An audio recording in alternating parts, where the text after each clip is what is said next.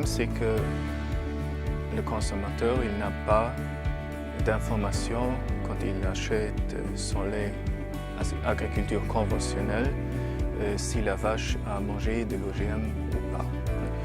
Et pour avoir une transparence pour les consommateurs, on a leur dit, OK, on va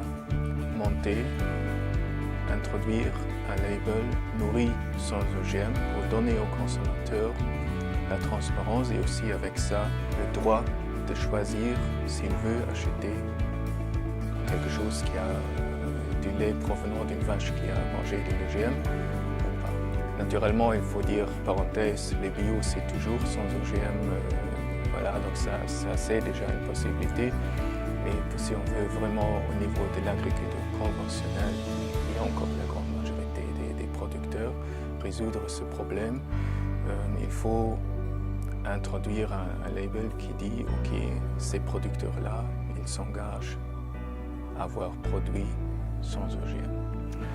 Et pour faire cela, c'était naturellement, on devait aller très pragmatique, donc il fallait s'occuper des matières fourragères qui doivent être certifiées sans OGM. Et puis les fermes, les producteurs qui produisent leurs œufs ou leur lait ou viande, ils doivent aussi avoir leur certification, donc qu'ils ont produit sans OGM. Donc voilà.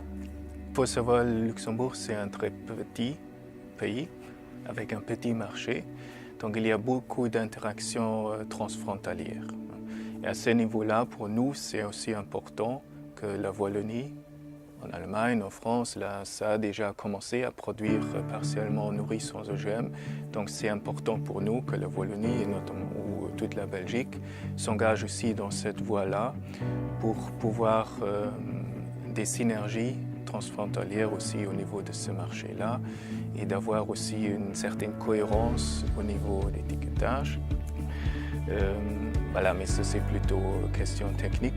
Le plus grand défi pour nous, en principe, c'est comme on a résolu l'approvisionnement en matière fourragère, matière alimentation animale sans OGM.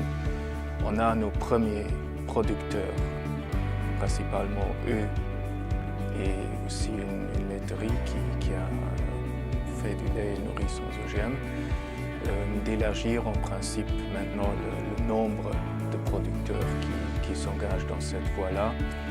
Donc on a du travail sur des poulets qui est en cours actuellement, donc poulets nourris sans OGM.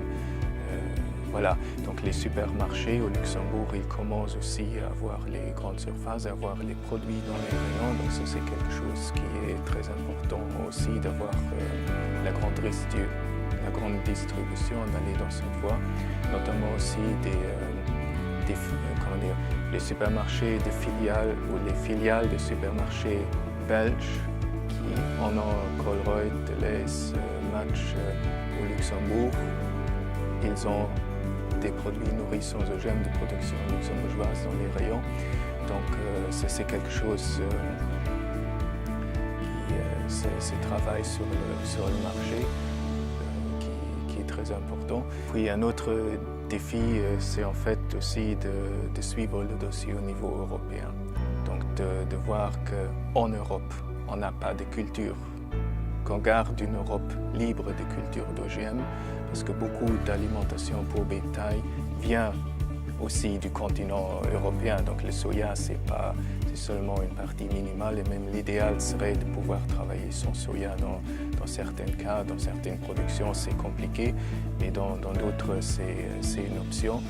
Et alors, il faut pouvoir assurer un approvisionnement sans OGM d'origine européenne, et pour ça que c'est très important aussi de pouvoir se battre pour garder une Europe libre de culture d'OGM.